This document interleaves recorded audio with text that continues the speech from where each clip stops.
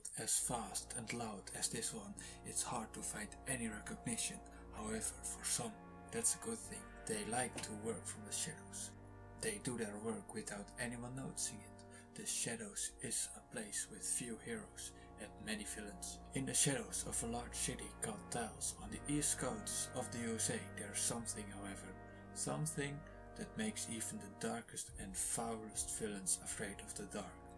But many people say it's just a myth. They say it's a legend stupid and crazy people believe in, but what they don't know is that there's often truth in legends.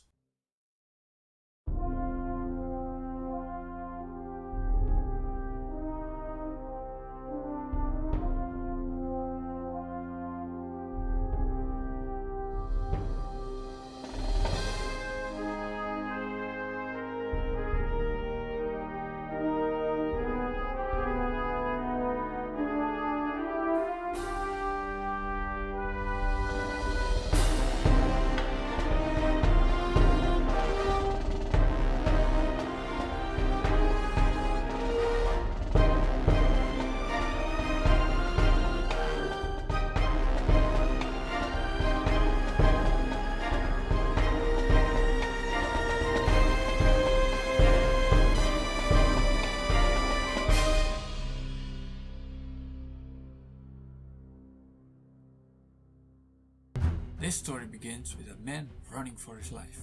Something is chasing him, but there's nothing to see. He had just stolen a bag from an old lady when he felt a weird sense of dread. It was all around him and it only got worse. The further he ran, the more he could feel something was after him. Getting more and more frightful, he rushed into an alley. The feeling was gone.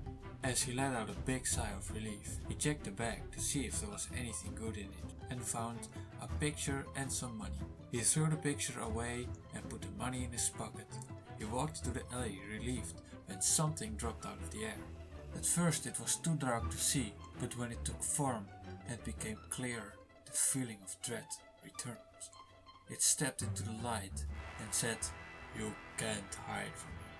I will always find you." "Who are you?" the man asked. "I am the city's guardian. I am Mr. Transform." Suddenly the man burst out laughing. "Mr. Transform? What kind of retarded name is that?" he said. So Mr. Transform punched him in the face, knocking him out instantly. He took the money the man had stolen and put it back in the bag and walked over to the picture floating in a puddle. He tried to dry it, but it was ruined. He put it back in the bag anyway and punched the thief in the face once again for good measure. Then Mr. Transform transformed into a gigantic bird, took the bag and the thief and dropped them off at the old lady with a note. He got his superpowers 10 years ago, when he found a strange crystal on the beach. He disappeared shortly after into the shadows and ever since has been fighting criminals. Now the sun was rising and it was time to go home to Anna. He had met her shortly after going into hiding, and they have been living together ever since as big brother and little sister. She should be up by now. "Hey Anna, I'm home." "Oh hi Fess, what's up?" "Well, it was a slow night, nothing out of the ordinary." "Good, you didn't hospitalize anyone, did you?" "Maybe a couple." They shared a laugh and Anna said, "Good night," and he replied, "Good day, success at school." "Fess, what's going on?" she said. Mr. Transform jumped into his room with a loud roar. A masked man stood in his room. Mr. Transform immediately attacked him by turning his arm into a club, trying to beat him over the head with it. However, he created some sort of portal, which caused Mr. Transform to hit himself. "I don't want to fight you. I'm here for you," the masked man said. "Who are you and what are you doing here?" Mr. Transform replied. "I'm Ant-Man and I'm here to recruit you for a team of superpowered individuals to save the world. Your ability to shapeshift would be very useful," Ant-Man said. Mr. Transform was very confused. He had always thought he was the only one with superpowers. The only thing he could think to respond was a very confused, "What?" Ant-Man opened the portal and said, "If you would just follow me, I could explain it all." Mr. Transform gave a look to Anna, not knowing if he could trust this strange man that just appeared in his room. "I think you should check it out," Anna said, tapping her neck. Mr. Transform knew what this meant. They had put a chip in his neck in case anything went wrong during his crime fighting, so she could always track him on their computer. They knew that if Etterman was playing them, they could use that. Mr. Transform and Etterman stepped through the portal and stood in a long hallway. At the end of the hall was an automatic door, and on the other side there was a large room.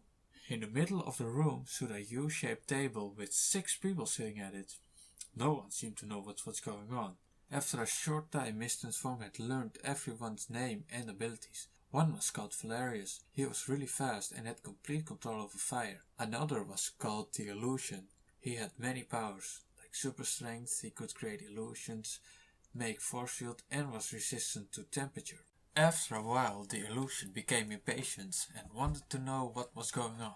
Edwin, who not only was able to create portals, but also could manipulate atoms, had electric gloves and a jetpack under his cape, said, "As all of you discovered today, there are a lot more superpowered people than any of us expected. I expect most of you thought you were the only superhumans out there.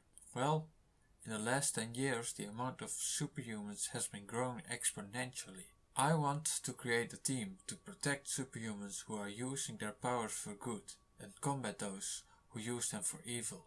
I call it Society of Superhumans." "Why now?"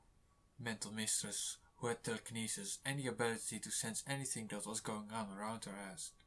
"Some of us have been active for years. What caused you to create this little society now?" Elman laid a small device on the table. Out of that device came a hologram which showed footage of an aircraft carrier being attacked by dragons. Everyone was shocked and stayed quiet because they had no idea how to react to this. Until Elecuman, who could fly shoelace out of his fingers, read with minds, and had Röntgen eyes, broke the silence by saying, "The fuck's this?" "This is," Edman answered, "this is something the government doesn't want you to know. It happened at the beginning of 2007 and cost the US a lot of money." "What does this have to do with us?" White Warrior asked, who was immortal and could fly. "If you would let me finish, I could tell you," Etterman said. "This army was created by a self-proclaimed powerful wizard. So powerful, none of us could defeat him alone." "Wait," Mr. Transform said in disbelief. "A wizard? Come on, are you really expecting us to buy that?" "Look who's talking," Elecumus said, pointing out the fact that Mr. Transform was the strangest of everyone sitting there. "This is probably a superhuman who believes his powers are magic," Etterman said, annoyed he got interrupted again. "I have reasons to believe he's going to attack Tile City and use this base to conquer the rest of the world." "Where did you get all this info?" Wonder Woman asked. She had complete control over water and super strength. "I got it from my connections higher up," he answered. "Forgive me for finding all of this a bit suspicious," the Illusion said. "That's completely understandable. If you join this team, you will of course be able to leave whenever you want. You won't be signing a life debt to it," Etterman continued. "Before you make a decision, I want you all to see what this person is capable of." Etterman pushed a button and it showed the superhuman. His hands glowed red, and red energy came from his fingers. The energy turned everyone into a dragon. "You don't have to make a decision right now," Etterman explained. "I'll send you home if you want, and if you want to contact me or anyone else here, take these." Some devices appeared on the table. Elecuman was the first to grab one and said, "I don't have anywhere to go anyway. I'm in." Everyone else had to think about it, so they took the devices and Etterman sent them back to where they came from. Mr. Transform came out of the portal back into his house, where Anna was finishing her cereal. "Oh hey Fess, you're back already," she said. "So what was up with that weirdo?" I have to think about it," he said, barely paying attention to what she said.